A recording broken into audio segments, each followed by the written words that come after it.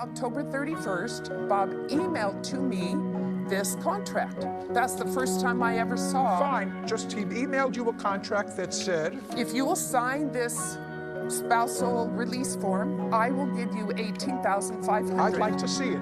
That's where we're going. Right here. Thank you.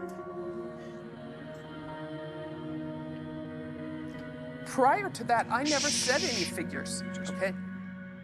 Okay, so, Mr. Kempton, you sent this note to her? Yes, Your Honor. This? Shh. You Sorry. sent this note to her. Yes. And when you sent this note to her, she responded by signing the document. Correct. Just a second. Yes. Now, that is, Mr. Kempton, since you're in the insurance business, so you know something about a contract. Yeah. In order to have a contract, going back to contract law, which is a half a century ago, let's see if I get it right. You need an offer, that's the offer. Okay. You need an acceptance, which she did by signing the contract, Okay. the document that you want her to do, and you need consideration, an offer, acceptance, and consideration. The consideration for her doing the sign-off was $18,500.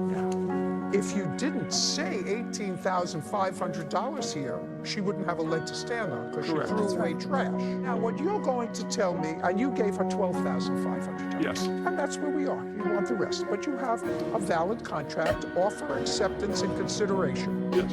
Okay. And you're going to tell me that after you got it, which is why you sent her the $12,500, because you figured out how much she paid and how much you paid, and she should really have only gotten a third, Yes. not more than a third, right? And that's Yes. what you figured out. Yes. Well, that's too bad for you. You should have figured it out before you made the I contract. made a mistake. Okay. You Can I say can't something?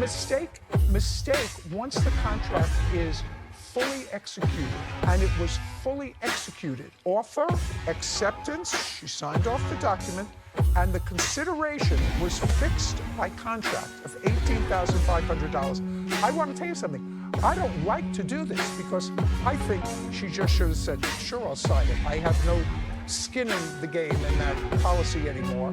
But the truth is, she had paid the premiums over a 3-year period. You would pay the premiums over a 3-year period, and you jointly paid the premiums over a longer period of time when you had the policy together. So it's not an unreasonable thing.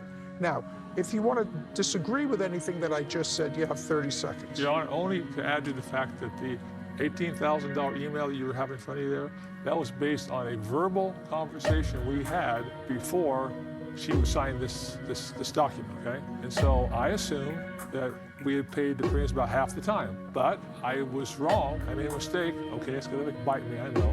I later found out that was wrong. Okay. And So you understand, sir, you sell insurance. This is the contract. Yeah, I understand. 4 corners of the agreement. If you buy a building and you have it inspected and you reach a price and you go to contract and then you say, you know what, I think I made a mistake. And the contract provides for liquidated damages in the amount of your deposit. You say, well, I changed my mind. I made a mistake. I thought it was zoned so that I could put in a barbershop, and it wasn't. Well, that's something you have to figure out before. So if you made a mistake, it's an expensive mistake, but one that in your situation, I think that you probably should be happy that you're able to pay the $5,000 because the other way your children would